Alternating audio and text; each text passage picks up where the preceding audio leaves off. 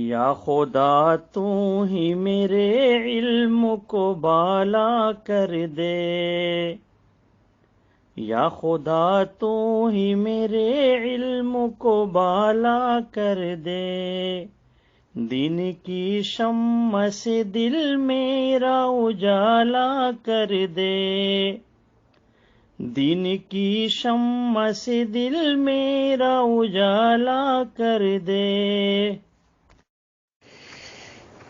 السلام علیکم ورحمۃ اللہ وبرکاتہ۔ میں شیخ حبیب الرحمن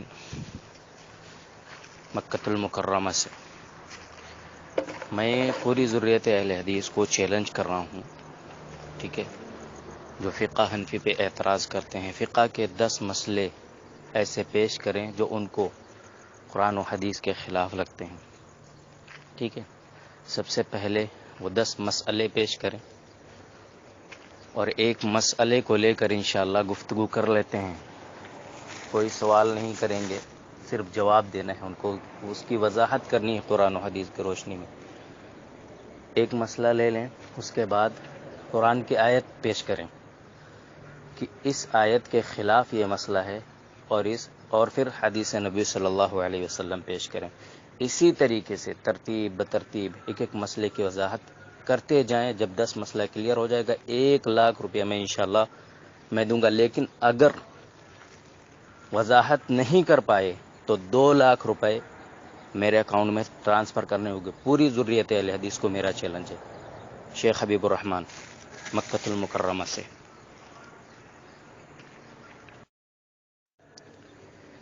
سوال کوئی نہیں کرنا ہے، ٹھیک ہے، صرف وضاحت کرنی ہے قرآن و حدیث کی روشنی میں۔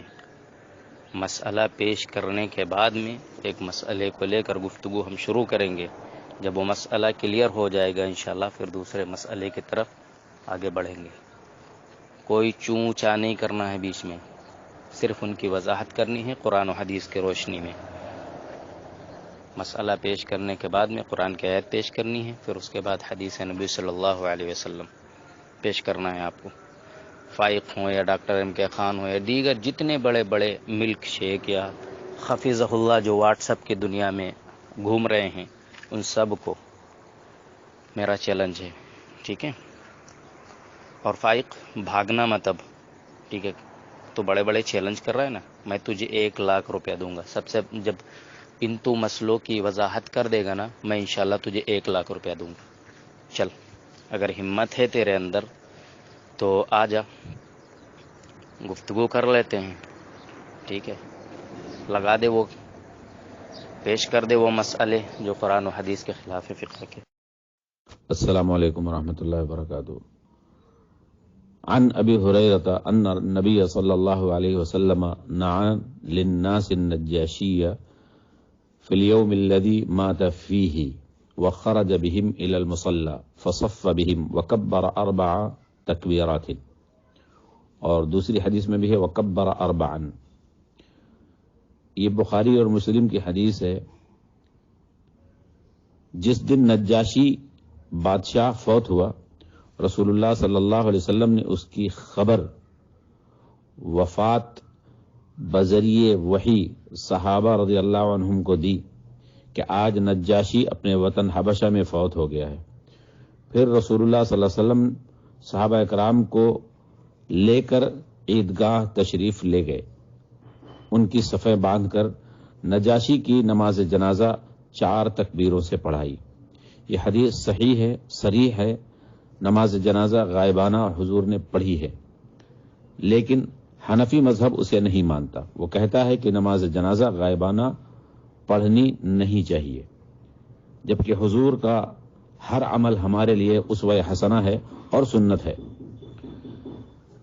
فقہ حنفی کا جو مسئلہ ہے، چنانچہ حنفی مذہب کی معتبر کتاب در مختار جلد اول باب صلاۃ الجنائز، اس کے اندر لکھتے ہیں فلا تصح علی غائب، یعنی جنازہ غائبانہ پڑھنا صحیح نہیں ہے۔ یہ فقہ حنفی نبی صلی اللہ علیہ وسلم کی صحیح حدیث کے خلاف ہے۔ والسلام علیکم۔ السلام علیکم ورحمۃ اللہ وبرکاتہ۔ اہل حدیثوں کو چیلنج کرنا یہ ایک عجیب سی بات ہے، اور باطل اپنے آپ کو حق ثابت کرنے کے لیے حق پر کیچڑ ہی اچھال سکتا ہے۔ بہرحال حبیب الرحمان صاحب جو مکہ میں پہنچ کر اپنی بڑائی اور اپنا بڑبولاپن ظاہر کر رہے ہیں، مجھے ان کی عقل پر ماتم کرنے کا جی چاہتا ہے، لیکن پھر بھی میں ان کے سامنے حدیث رسول پیش کرتا ہوں اور ان کی فقہ کی جو مایہ ناز کتاب ہے اس کا حوالہ بھی دیتا ہوں۔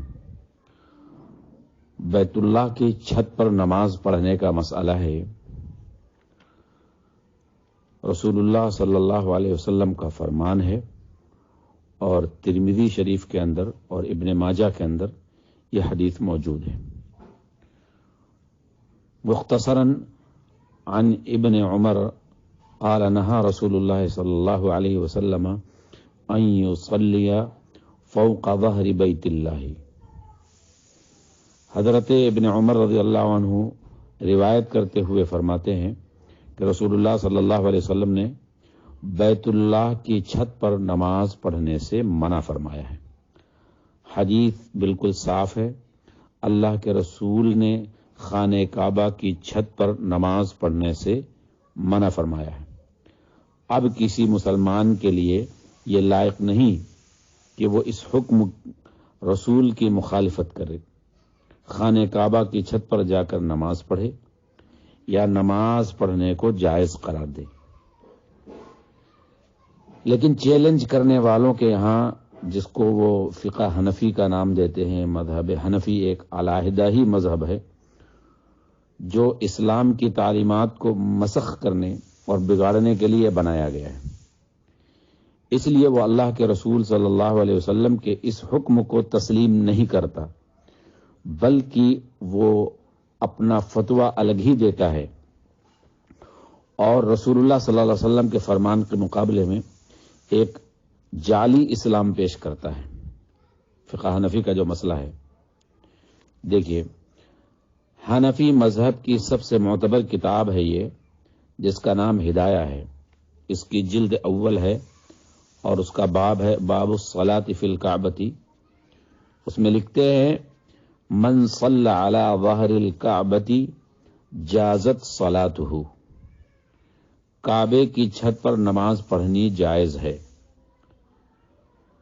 حنفی مذہب کا یہ فتویٰ صریحاً اللہ کے رسول صلی اللہ علیہ وسلم کے فتوے کی مخالفت ہے، اور حنفی مذہب کا یہ مسئلہ سراسر اسلام کی تعلیمات کے خلاف ہے۔ چیلنج کرنے والے کو اس پر غور کرنا چاہیے اور قاعدے سے سمجھنا چاہیے۔ جزاکم اللہ خیراً واحسن الجزاء۔ السلام علیکم۔ عن ابی ہریرہ رضی اللہ عنہ قال قال النبی صلی اللہ علیہ وسلم اذا اقیمت الصلاة فلا صلاة الا المکتوبہ۔ صحیح مسلم کی یہ حدیث ہے، اور اس کے اندر رسول اللہ صلی اللہ علیہ وسلم کا یہ فرمان موجود ہے۔ حضرت ابو ہریرہ رضی اللہ عنہ سے یہ حدیث مروی ہے، رسول اللہ صلی اللہ علیہ وسلم نے فرمایا، جب فرض نماز کی جماعت کھڑی ہو جائے تو اس فرض نماز کے سوا کسی اور نماز پڑھنا جائز ہی نہیں ہے۔ اذا اقیمت الصلاة فلا صلاة الا المکتوبہ، سوائے فرض نماز کے جماعت کھڑے ہو جانے کے بعد میں کوئی دوسری نماز جائز نہیں ہے، نماز نہیں ہوتی ہے۔ فلا صلاۃ، کوئی نماز نہیں۔ یہ حدیث سے ثابت ہوتا ہے کہ جب فرض نماز کی جماعت کھڑی ہو جائے تو پاس کوئی نماز نہیں پڑھی جا سکتی، وہ نماز ہوگی ہی نہیں۔ لیکن فقہ حنفی اس حدیث کو اور رسول اللہ صلی اللہ علیہ وسلم کے اس حکم کو نہیں مانتی، بلکہ وہ اپنا الگ سے گڑھ کر فتویٰ دیتی ہے۔ چنانچہ حنفیوں کی مشہور و معروف کتاب ہدایہ میں لکھا ہے، من انتہا الی الامام فی صلاۃ الفجر وهو لم تصلی رکعتی الفجر ان تفوتہ رکعۃ ویدرک الاخرى یصلی رکعتی الفجر عند باب المسجد ثم يدخل۔ ہدایہ کے اندر لکھا ہے کہ صبح کی نماز باجماعت ہو رہی ہو تو جو شخص امام کے پاس پہنچے اور اس نے 2 رکعت سنتیں نہ پڑھی ہوں، وہ ڈرے کہ ایک رکعت فوت ہو جائے گی اور دوسری رکعت پالے گا، تو اسے امام سے ہٹ کر مسجد کے دروازے کے پاس 2 سنتیں پڑھ کر جماعت میں شامل ہونا چاہیے۔ حنفی مذہب چونکہ اسلام کو بگاڑنے اور اس کی صورت کو مسح کرنے کے لیے ہی گڑھا گیا ہے، اس لیے اس کا ہر مسئلہ حدیث سے الگ ہے، حدیث کے خلاف ہے۔ اس مذہب کا اصل مقصد ہی اسلام کی مخالفت ہے۔ اس مذہب نے اپنے پیرووں کے دلوں میں صرف اپنے امام کی محبت پیدا کی، حدیث سے نفرت پیدا کی، رسول کی سنتوں سے نفرت پیدا کی، رسول کے فرامین اور فتووں سے نفرت پیدا کی، اور اپنا علیحدہ مذہب باقاعدہ گڑھ کر تیار کر لیا۔ حنفی مذہب کے مسائل کو اسلام کے مسائل کہنا سراسر غلط ہے۔ والسلام علیکم۔ نسیم بھائی، ان جاہلوں کے چکر میں اپنا وقت ضائع مت کریں اور ان کو ان کے حال پہ چھوڑ دیں۔ یہ گدھے تھے، گدھے ہیں، گدھے ہی رہیں گے، اور ہم لوگوں کے پاس بھی اتنا وقت نہیں ہے کہ ان پاگلوں کا جواب دیتے رہیں۔ ٹھیک ہے، ہمیشہ یہ اسی طرح کی گفتگو کرتے ہیں، چیلنج مارتے ہیں۔ پہلی بات تو یہ، اس نے جو چیلنج مارا ہے اس کے اندر ہی کہتا ہے کہ اگر تم ثابت کر دو گے تو تم کو 1 لاکھ دیں گے، اور اگر تم نے ثابت نہیں کیا تو ہم تم کو 2 لاکھ دیں گے۔ ٹھیک ہے، یہ شرط حرام ہے کہ نہیں؟ یہ حدیث اور قرآن کے خلاف ہے یا نہیں؟ شریعت کے خلاف ہے یا نہیں؟ اس جاہل کو اتنا بھی پتہ نہیں ہے۔ اللہ سے دعا کریں کہ رب العالمین اسے ہدایت دے اور قرآن و سنت کا پابند بنائے، باقی اس سے بحث نہ کریں۔ اس سے پہلے بہت سے جاہل آئے اور چیلنج کر کے چلے گئے۔ چیلنج اسلام کے ماننے والوں کو نہیں، غیر مسلموں کو دیا جاتا ہے، اور اس جیسے لوگ اس سے پہلے بہت آئے، اور اللہ کا شکر ہے کوئی مسئلہ ایسا نہیں ہے اہل الحدیث کا جو قرآن و حدیث سے ثابت نہ ہو اور اس کو اہل حدیث اپناتے ہوں۔ قطعاً ایسا ایک بھی مسئلہ نہیں ہے جو قرآن و حدیث کے خلاف ہو اور اس کو اہل الحدیث اس پر عمل کرتے ہیں، اور ایسا کوئی مسئلہ بھی نہیں ہے کہ کسی گنوار نے، کسی جاہل نے اس طرح کا چیلنج کیا ہو اور اس کو اہل حدیثوں نے کتابی شکل میں اس کا جواب نہ دیا ہو۔ ان کے ہر مسئلے پر جو انہوں نے اعتراض کیے ہیں اہل الحدیث پر، اس کا جواب بھی دیا ہے، موٹی موٹی کتابیں موجود ہیں، اور ان کے تمام وہ مسائل جو انہوں نے لکھے ہیں اپنی اپنی کتابوں کے اندر قرآن اور حدیث کے خلاف، اس کے لیے باقاعدہ بہت مدلل کتابیں ہیں، یعنی الظفر المبین ہے، حقیقت الفقہ ہے، اور ان کا جعلی اسلام ہے، بہت سی کتابیں ہیں۔ ان کو تو ان کے ماننے والوں نے، فقہ حنفی کے ماننے والوں نے، بریلویوں نے ان کو ناکوں سے چبوا دیے ہیں، ان کے خلاف در زلزلہ کتاب لکھی ہے۔ تو ان سے بحث کرنے کا مطلب کیا ہے؟ اب یہ قرآن کے خلاف نہیں ہے، انک میت وانہم میتون کل نفس ذائقۃ الموت، ہر جاندار کو موت کا مزہ چکھنا ہے۔ قرآن میں کہا گیا انک میت وانہم میتون، اے نبی تمہیں بھی موت آئے گی اور انہیں بھی موت آئے گی۔ نبی صلی اللہ علیہ وسلم کی موت کا اقرار سب سے پہلے حضرت ابوبکر صدیق نے کیا، پھر سارے صحابہ نے کیا۔ سب کا عقیدہ یہی ہے کہ نبی صلی اللہ علیہ وسلم فوت ہو گئے۔ وما محمد الا رسول قد خلت من قبلہ الرسل افئن مات، ماتا کا لفظ استعمال کیا گیا، میت کا لفظ استعمال کیا گیا، اللہ تعالیٰ نے قرآن میں نبی کے لیے استعمال کیا۔ تو اب ان کے وہاں فقہ حنفی اور دیوبندی بریلوی جو ہے، یہ جو آج کی پیداوار ہے، یہ اسی پہ ٹکے ہوئے ہیں کہ نبی زندہ ہیں۔ آدھے ان کے وہاں مماتی ہیں، آدھے حیاتی ہیں۔ اب ان سے پوچھو حیاتی تمہارے حق پر ہیں یا مماتی تمہارے حق پر ہیں، ہے نا؟ یہ بہت سے مسائل ہیں۔ کن مسائل کا؟ حلالے کا مسئلہ ہے، حلالہ کہاں ہے اسلام میں؟ کہاں تک ان کو آپ پیچھے پڑیں گے؟ ان کو بولو کتابیں پڑھو، جاہلوں کتابیں پڑھو۔ السلام علیکم ورحمۃ اللہ وبرکاتہ۔ شیخ، امید کہ آپ خیریت سے ہوں گے۔ یہ آپ نے جو دونوں آڈیو بھیجے ہیں، میں نے اس کو سنا ہے۔ ایسا معلوم ہوتا ہے کہ یہ حبیب الرحمان جو اپنے آپ کو یہ کہہ رہا ہے کہ میں مکہ میں رہتا ہوں، مکہ میں رہنے سے اس کی فضیلت نہیں بڑھتی ہے۔ اور فارسی میں ایک محاورہ ہے کہ اگر عیسیٰ علیہ السلام کا گدھا بھی یا موسیٰ علیہ السلام کا گدھا بھی مکہ جائے تو وہ گدھا کا گدھا ہی رہے گا۔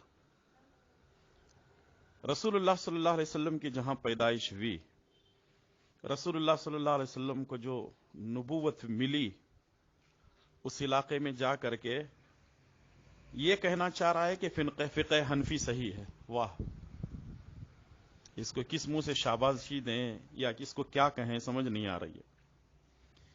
علا کل حال مکے میں رہنے سے فضیلت نہیں بڑھتی ہے.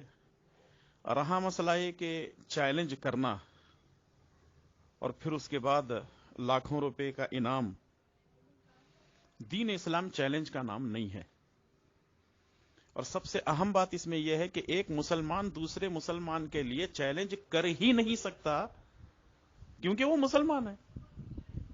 غیر مسلم اگر چیلنج کرے تو بات مانی جا سکتی ہے، لیکن یہ صرف اپنی انا کی خاطر، اپنے فقہ حنفی کے بچانے کی خاطر اس طرح کی حکمت عملی یا اس طرح کی غلادت استعمال کرنا اور پھر یہ کہنا کہ ہم پوری ذریت کو چیلنج کرتے ہیں. یہ پہلا شخص نہیں ہے جس نے جمعیت اہل حدیث کو چیلنج کیا ہے. ایسے بہت آئے، بہت چلے گئے. اس کے چیلنجوں کے لیے ہمارے شیخ رضا اللہ عبد الکریم صاحب، جلال الدین قاسمی صاحب اور دیگر علماء کرام کی کتابیں ہی کافی ہیں. شیخ فون آنے کی وجہ سے کٹ گیا تھا. اب رہا مسئلہ ہے کہ اس کے چیلنجوں کا جواب کتابی شکل میں موجود ہے، اس کو آڈیو شکل میں کیا دیں گے. اب یہ بات جو وہ کہہ رہا ہے وہ قابل غور ہے کہ فقہ حنفی کے مسئلوں کا رد قرآن اور حدیث سے کریں. پہلی بات تو یہ ہے کہ فقہ حنفی کے اندر ایسے مسائل ہیں جو قرآن اور حدیث میں ہے ہی نہیں، تو رد قرآن اور حدیث سے کہاں کریں گے؟ اگر آپ یہ سمجھتے ہیں کہ وہ مسئلے جو فقہ حنفی کے اندر موجود ہیں ان کا جواب آپ قرآن اور حدیث سے دے دو، کیونکہ آپ کے پاس ہے نا. رہا ہمارے پاس تو رد ماشاءاللہ علماء کرام کی کتابیں موجود ہیں. مولانا محمد صاحب جوناگڑی کی کئی ایک کتابیں ہیں، ان کتابوں کا جو ہے ان مسائل کا رد کیا گیا ہے، آپ اس میں دیکھ سکتے ہیں. کل ملا کر وہ جاہل ہے اور اس طرح کی باتیں کر رہا ہے، اور جمعیت اہل حدیث کی ذریت کو جو چیلنج کر رہا ہے تو وہ تو اس کی ایک نمبر کی بیوقوفی ہے. سمجھے نا؟ ایسے بہت آئے چلے گئے، ان چکروں میں آپ نہ پڑیں، ورنہ جو ہے ان کے پیچھے اگر پڑیں گے تو ہم اپنا وقت ضائع کر دیں گے. آپ سے میری گزارش ہے کہ مولانا محمد صاحب جوناگڑی رحمہ اللہ کی بہت ساری کتابیں ان کے رد میں لکھی گئے ہیں. مقالات محمدی، پتہ نہیں عجیب عجیب نام جو ہے شیخ کے ہیں. اگر موقع ملا تو میں ان کتابوں کے نام آپ کو بھیج دیتا ہوں. ٹھیک ہے شیخ؟ جزاکم اللہ خیر. السلام علیکم ورحمۃ اللہ وبرکاتہ.